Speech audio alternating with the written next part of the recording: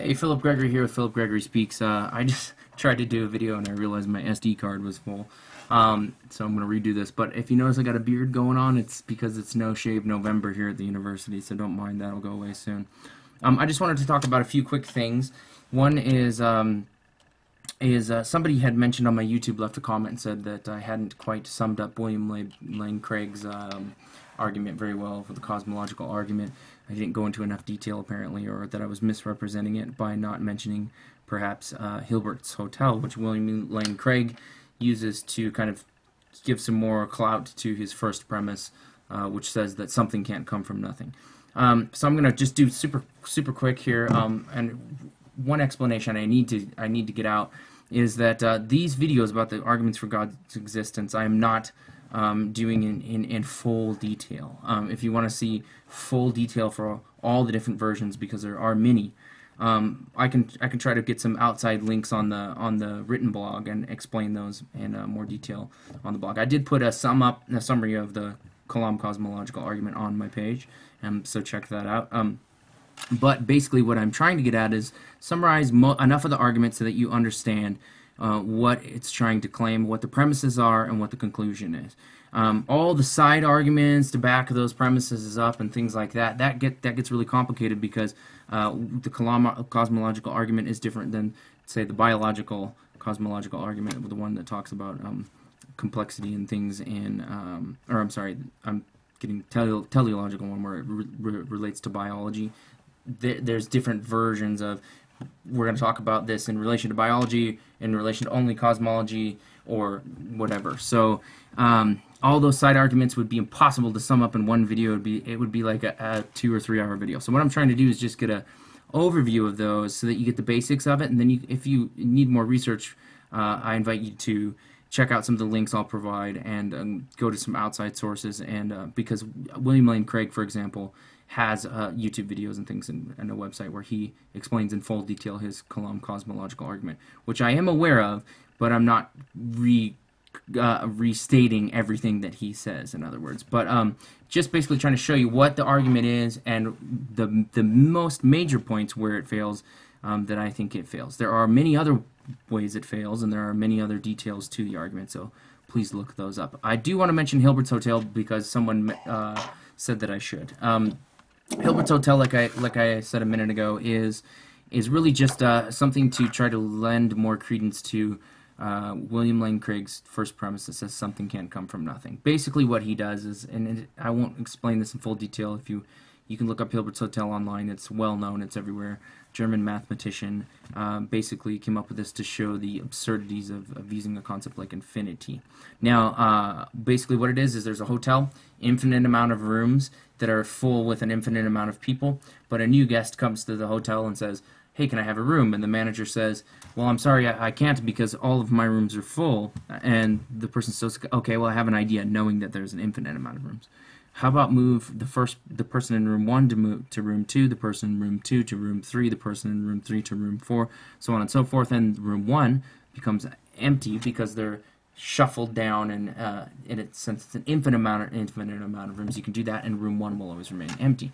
And the same he talks about, and that's with addition, and then there's the same example to show that it's the same with multiplication. If you move the people from room 2 to room 4, and so on and so forth, all the odd numbered rooms become open.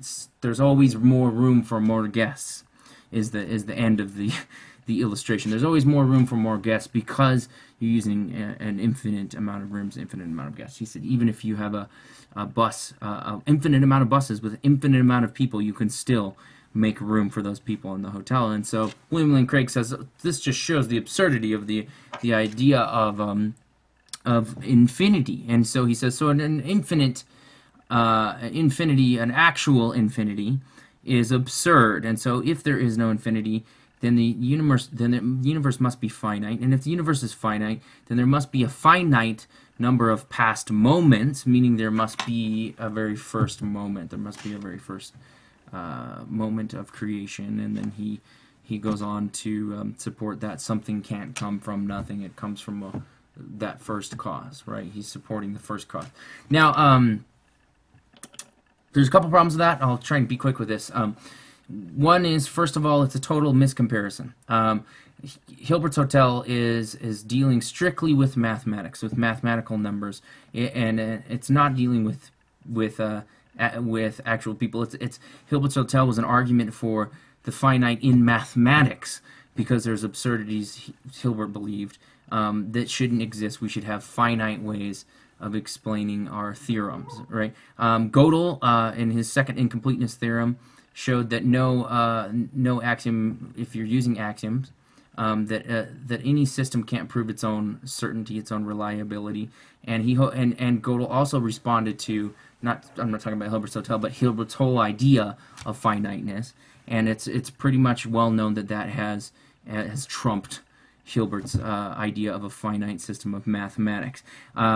People use the concept of infinity and axioms and things like that every single day in mathematics, and it works out perfectly fine. There's no problem with using that concept at all in mathematics. Now, William Lane Craig compares it to people, and then he says in his videos and in his presentations, of course it's absurd. Of course it is. Did I always exist? Did my neighbor always exist? No, of course there was a beginning. Well, that's another miscomparison, first of all. Comparing someone, meaning the result of atoms and things coming together in a particular body or person, and the concept of when someone calls themselves I or Phil or whatever, comparing that to matter and energy, and whether matter and energy has always existed or had a beginning and is infinite or finite, is completely different. No one is trying to argue that William Lane Craig always existed. What they're saying is that there may be evidence that the universe, meaning the material that makes up everything in the universe, you, me, trees, air, water, everything, may have always been in existence. Now, I don't understand, so I don't see why that's a problem for William Lane Craig, because he has no problem with that concept when it comes to God. He's willing to say God is uncaused. God has always existed. Well, then the universe certainly could. You could certainly theorize that the universe could always exist, just as you can theorize that God always existed, if there is indeed a God. And another quick thing that I thought was pertinent to mention about Gödel's incomplete theorem, and this is a little unrelated, but it makes a point. Since a system of mathematics, Gödel said, can't prove its own certainty, it's always based on what axioms you use. Now, he was talking about a completely separate thing, but I think you can use that idea with logical arguments, right? Because we set up logical arguments for God, especially, based on these assumptions. William Lane Craig is setting up this cosmological argument based on these assumptions, one of those assumptions being that something can't come from nothing, which he does not know. And his proofs for that fail, as we're just talking about. And he sets up these axioms. And then he gets to the end of the equation, and then he says, look, this equation says the infinite is absolutely absurd. Well, the thing is that, and Gödel proved this in his theorem, which was a response to Hilbert's idea of a finite mathematics, where he said that the axioms, no matter if you use an axiom, a concept like that, to come up with a mathematical theorem, there will always be truths that don't show in that theorem. There will always be a result that is true that is not shown within that theorem because of the axiom that you're using, right? Because of the use of this axiom. And so basically what that means is there could be an infinite universe that does not show up in a particular system of logic that you could devise, and that's pretty easy, common sense, without all this mathematical talk. You can say that easily. All you have to do is, when he says there cannot be something from nothing, you can easily imagine that there could be. It makes sense. And so this premise is not given any weight by using Hilbert's Hotel, because it's a miscomparison between something that is matter and energy and a human being, for one thing, and which is a composed specific structure of that matter and energy rather than all matter and energy. And he's also talking about something that was specifically an argument for finite mathematics. It doesn't even apply to what he's talking about. And Gödel's second incompleteness theorem has widely been known to have trumped that.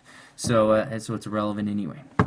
Okay, so past that, let's get back on to the second thing I want to talk about real quick. And by the way, I'm doing this video not an argument for God's existence, because I'm when I'm writing, I like to get these things I'm slightly irritated about out, so that I can get back to my main thing that I'm writing about. And so I'm working on the prophecy now, and I'm working on the arguments for God's existence. And but this was kind of irking me, so I want to get these out real quick. So this is more of a rant video. The second thing was, I was talking to someone recently about Mormonism. Specifically, I put a video up on my Facebook, which I tend not to do because I like to keep that stuff separate off my personal page, but I couldn't resist. And it was someone in the 70s being interviewed, and the interviewer said, "Look, I've seen these writings of Joseph Smith and other prophets of the Mormon Church, saying that slavery is okay because the African Americans are descendants of Ham. And I'm sorry, that sounds a little racist. What do you have to say to that?" And the Mormon member of the Mormon Church said, his response was, "Well, I can't change what Joseph Smith wrote, and I can't change the doctrine of the church, and I have to believe the doctrine of the church, so I'm not going to change what I believe because it happens to be unpopular today." You have no idea how many times I've heard this kind of statement to justify all kinds of beliefs. And to me, I think it's asinine, okay? And no offense to if you're Mormon.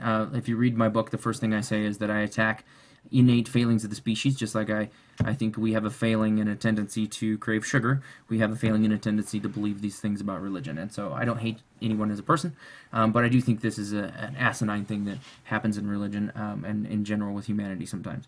I posted this on there, and I thought unanimously the response should be, yeah, that's absolutely crazy, and you can see where the negative effects of doctrinization in following a thought because you're told to follow it because you believe it carries the authority of God has negative effects. Instead, I found someone defending Mormonism on this front, and this person is very highly intelligent, is also non-religious, but was raised in the Mormon Church, so I'm sure that has something to do with it. But non-religious has left that, and so I highly respect her. But the thing she was saying, I simply don't understand. She said, first of all, she said that I was making a misrepresentation of the part to the whole.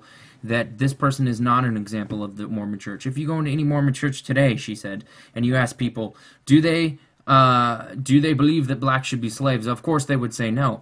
Well, my response to that is yes, of course, in 2011 they would say no. If you went into a Mormon church in 1970 and you said, do you think African Americans should be slaves? Most of them, the majority, if they were actually telling the truth about their beliefs, would say yes. And then they would whip out their scriptural grounds for this that was backed by the leaders of their church, that was an official doctrine of the church. I have a quote here, and this is the doctrine. And this is from, Brigham Young, who was one of the prophets of Mormonism, okay? And again, this is older, but this is where the doctrine came from, and it lasted in one way or another, meaning there wasn't equal rights for African Americans until the 70s. I think it was 79. But this is the quote. It says, and this is from the Times and the Seasons, Volume 6, page 857, if anybody cares to look for that. And Brigham Young says, the descendants of Ham, besides a black skin, which has ever been a curse that has followed an apostate of the holy priesthood, as well as a black heart, have been servants to both Shem and Japheth, and the abolitionists are trying to make void the curse of God. But it will require more power than man possesses to counteract the decrees of eternal wisdom. Now, if that isn't the most ludicrous thing you've ever heard, but its ludicrousness is backed by the power of God, and so many people believe that, and possibly some still today, until the 70s, that African Americans, people were justified in enslaving their fellow human being because they were a descendant of Ham that was cursed by God. And the story is because supposedly, the killing of Abel by Cain and down through the generations, and African Americans are somehow cursed. Okay, ridiculous. But anyway. So I thought, what does it have to do? First of all, I wasn't misrepresenting the part to the whole.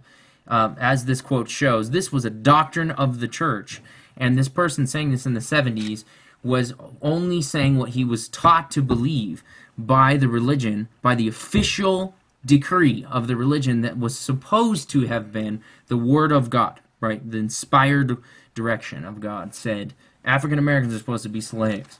And so this wasn't some extremist. This was the average Mormon person, if you believed any of the claims of Mormonism, that was following the decree that was given to him by the leaders of his church. Okay, so that's one thing. There wasn't any misrepresentation there. That widely accepted in the Mormon church for a long time. The other thing was, she said, plus that was in the past.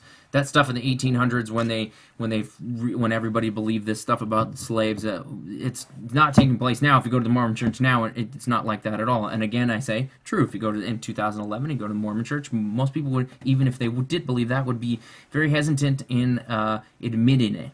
But what does that have to do with anything?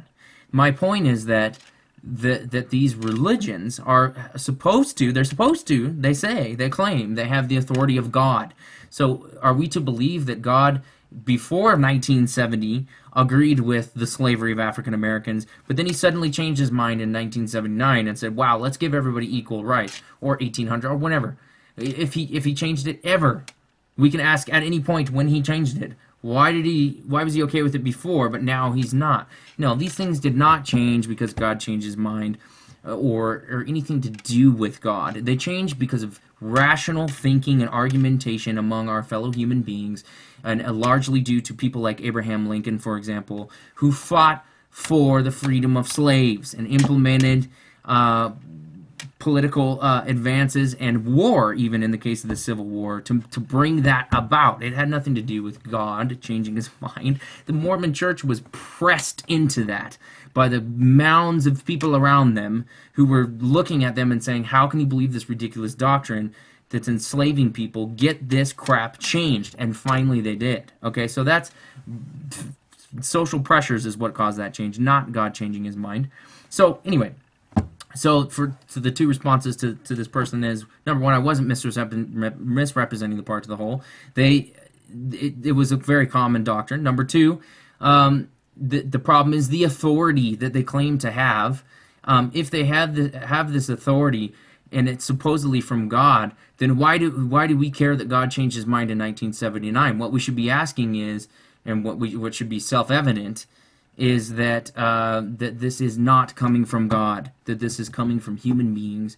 And we can see this every single day, where if you go into, for example, if you go into a Christian church whose official doctrine is that homosexuality is bad, and that homosexuals will not inherit God's kingdom.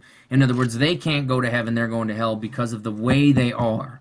If you go into one of those churches and you say, I don't believe in this doctrine, and or I'm sorry, if you go into one of them, and meaning you subscribe to one of them, you become one of them. If I'm baptized as a Catholic, for example, and I say, I'm sorry, I don't agree with this homosexuality, I agree with this other stuff, but homosexuals should have equal rights, and you become a person that does that. What you're in essence doing is rebelling against the church. You're rebelling against the doctrine. You cannot be a Christian, for example, and not believe in the divinity of Christ. If you do that, you simply aren't a Christian. Okay, and if you don't believe that, let's see what the Bible says about him. In the Bible, I have a scripture here, hang on, because I wrote a short essay about this too, so I'm kind of pulling from this a little bit.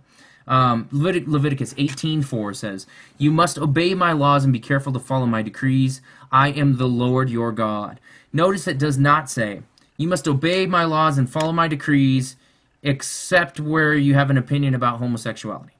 You must obey my laws and follow my decrees, except if you think slaves should be free rather than slaves."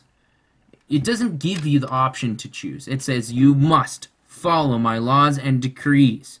And if you look throughout the Bible, it's everywhere. There's no denying it unless you just want to be blind to that. And I think people do. I think people want to believe the myth that religion is a feel-good thing that Mother Teresa gives to the poor, and people help in their community, and they want to show peace, and they want to show love, and they want to show these things. And many times they're doing this, showing love to a homosexual and giving him equal rights, in opposition to their doctrine, but they pick and choose which doctrine they're going to follow, and they think that's okay. And my response to that is, The claims of your religion say otherwise. The claims of your religion say you cannot do that. Okay? And if you are doing that, you are in opposition to it, which just further proves to me that there are good people who have morals that are superior to the doctrine of their religions, which further helps us see that morals are independent of the doctrines of religion, that the doctrines of religion, whatever morals they may have, get those morals from us, and that we can have the Mother Teresa that gives to the poor. We can have the families, the tight family units that stay together, that have the giving to those in need and who live their life by love and selflessness and the examples of all the things that people look to Jesus for. We can have all of that without religion. And if we use religion to get it, what we're doing is we're letting our morals be dictated to us. And when we're letting our morals be dictated to us, rather than realizing that these morals are our own and having full control over them, when we allow them to be dictated to us, that's when craziness gets dictated to us and we accept it. When we have some good that's dictated to us, love your neighbor. Great, that's awesome. Confucius said it before the Bible. Wonderful. Everybody gets that. Everybody understands that without religion. And we're glad that it's in religion, so that's good that we got that out of the Bible. But this whole black people should be slaves, not so sure about that. Okay? And so this is where I have my problem with dictation of morals, or people saying you can't have morals without religion. Now, I'll get into this morals thing later, because there's basically two arguments for that, I think. And one is that you wouldn't be able to do any morals unless you learned them, unless religion taught them to you. And then there's the other argument that God is the benchmark for morals, that God is the ultimate moral good, and without his existence in one way or another, irregardless of religious teachings, regardless of religious institutions, just God's mere existence needs to be there in order to have a moral standpoint, which I also think is poppycock. So anyway, I just wanted to get these out. I just wanted to say a couple of things about the Hilbert's Hotel, because someone said I should mention it, and I could have mentioned more, but we're at 22 minutes now, and I try to keep these short so people don't get too bored. Please keep leaving your comments.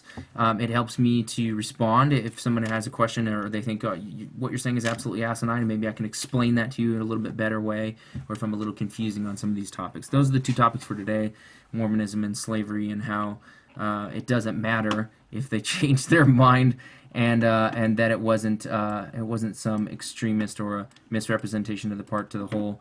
It's not a non sequitur argument. It follows from the premise. So the next one, I'm going to try to get back. The reason I haven't been doing many of these is I've been heavily researching for the last 4 or 5 days, doing nothing but compiling information for the chapters of this book.